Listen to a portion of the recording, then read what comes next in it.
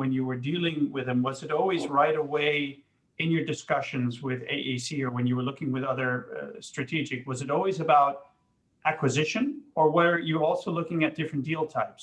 So I know Jörg just talked about a minority investment. I was wondering, did you ever consider joint ventures? So doing, having a corporate in there to help give you credibility as a startup, taking minority share, or did anyone ever talk to you about having a majority joint venture with you? Because I know in my experience, we sometimes would do that, right? We would take a minority if we weren't sure yet on how the startup would fit in our corporate strategy. It also depended if they were willing to sell, and obviously the ask on the price and all that. But there were also times where we would go for a large majority, but still wanting to give some flexibility to not drown them in corporate red tape or policies, as Jörg was referring to earlier. So I would say that in our discussions with AAC, this was never really on the table. But I think this was also, I think it's part of probably Chinese culture. And also, the CEO of AAC is and was an extremely visionary guy. And I think for him, it was about getting this technology in-house, really. So I think they would never even consider that, and it was certainly never a topic of discussion. And the other thing is that we knew that, and that's one of the reasons that we sold the company, that in order to get this into the mobile phone supply chain, it would need massive investment. I mean,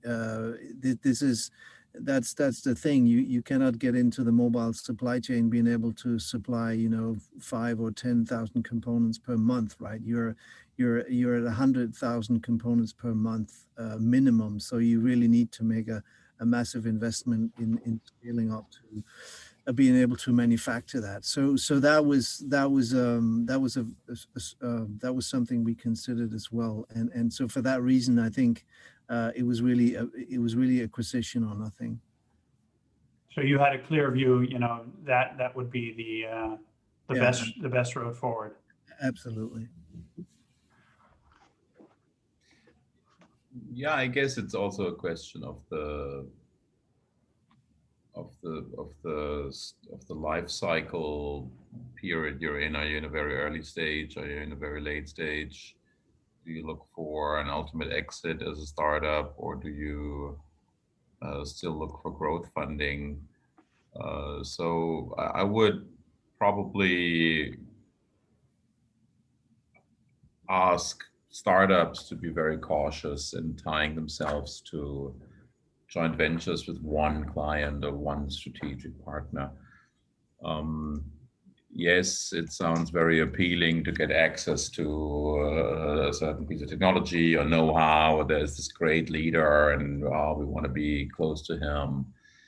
In many cases, a corporate, just the pulse of a corporate is different than the pulse of a startup. And I have seen many cases where corporate comes in with a lot of promises and a lot of things. Oh, we're going to do this, and of course we're going to help you.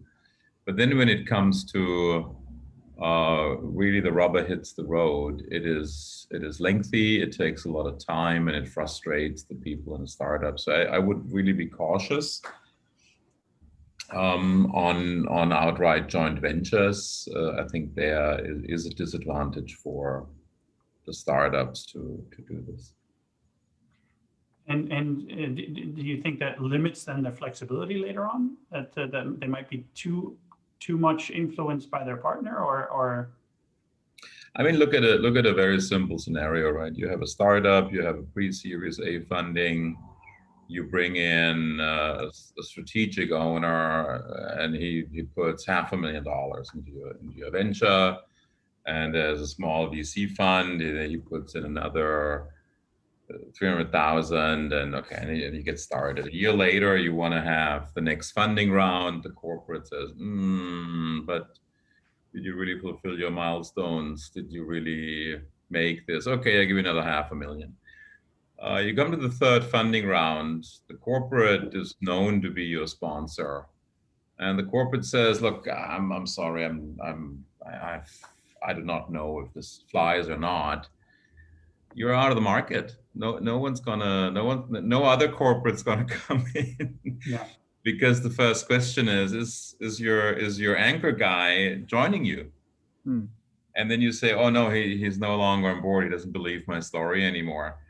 So I would be really careful on on. I think you need to really have a very good fit if you work with a strategic partner, and you need to be really sure this is the slam dunk thing to do. I don't know, Pale, if you how you. Yeah, no, I absolutely. So. Yeah, no, I'm laughing because that's the nightmare scenario of any startup, right? Including the one I have right now. So that's obviously, you know, that's a recipe for disaster right there. So I fully agree with you on that one. Which I think brings an interesting thing for later as well on when you talk about governance and control and independence. You know, obviously, then how much you tie yourself into a deal structure upfront and with whom can actually have a big influence is what you said, and later flexibility. Especially if you're still evolving with your business model, it might limit your options. I have some questions that have been asked in here, and by the audience. One of them is actually, I think, related to appetite for risk. There was a question about: do you have any advice for the team below the leadership on how to influence the leadership to modify their approach? And what I'm guessing on here is actually you could apply it to both sides. So I think with appetite to risk, we talked about corporates. How do you change the appetite for risk within a corporate around a startup? I know that can sometimes be challenging. Are there any tips you can give? Tough question. From my side, it's a bit difficult. So I worked these 6 years in this Chinese company, and as I've mentioned, the CEO is extremely visionary, and at least this Chinese company was extremely hierarchical, right? So he would decide a lot of things, including what companies to buy, and I think that the layer below him, were following mainly his guidance. I think that if the layer below the CEO were to acquire a company, that would have not happened because they were looking at all the risks and everything that could go wrong. But then you have this one guy with a very, very strategic, very, very visionary mindset, who sees, through all of this and says, this is a good fit into my organization. I really see a long-term perspective with this technology that we can acquire here. But this deal, I think, came about because he was willing to take that risk, and the layer below him was very risk adverse, right? So that that would have never happened without his very, very clear and strong guidance and decision making. Yeah. So the right type of sponsorship really plays a big role in there to drive this through. Yeah. I have another question. This is more around approach, and it's from someone who's a CFO of a health tech startup. They're now working on their Series B investment round, and considering all the options to go forward in terms of getting VC, new investors, JVs. They're actually asking for some advice. Should they address potential new investment partners directly or go through an M&A advisory company? And I'll give my opinion on this, although it might be biased. A lot of this really depends also on your network. And my experience is, going through an advisory company can really help you expand your options and addressing a network going forward. But I'd like to ask this also to Paula first, and then also to Jörg. Yeah, no, I think you're right. You can certainly expand your network with advisors. I think what's really crucial is that at the end of the day, you put yourself in front of the potential investor. So that, because as we discussed before, a team is probably the number one thing that, you know, both investors and acquirers are looking at. So you really need to make sure that you get yourself in front of the investor and not hide behind the advisor, if you will. But I think the advisor is a great way to really expand your network if you don't have that already. I think it's also part of it is to prepare. Yeah. So what I know from my own experience, I'm also having been in a startup scale up as well as working as an advisor.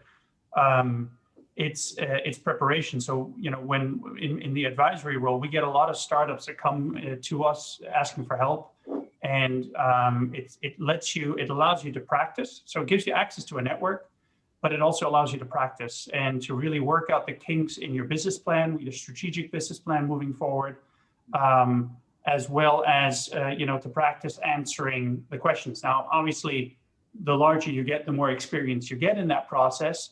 But usually, if you find the right advisor, it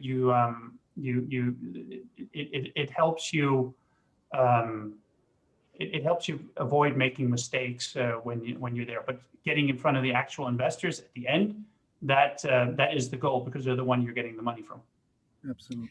Yeah, Jörg, do you have a view on that? Yeah, absolutely. I think you're spot on. In the end, it's the owner, the founder, the innovator, the CEO, and the team that needs to get in front of the investor.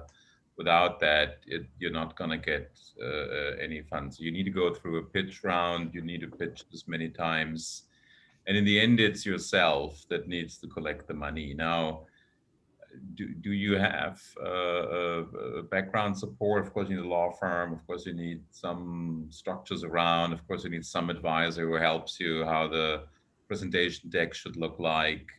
Sometimes your incubator or accelerator program you're in can help you with that, or you have an anchor investor who helps you on the reach out. But I think in the end, you do need some financial guidance to prepare yourself, be clued up, and maybe also follow up and give you access to people. But in the end, it's yourself that has to stand in front of the investors.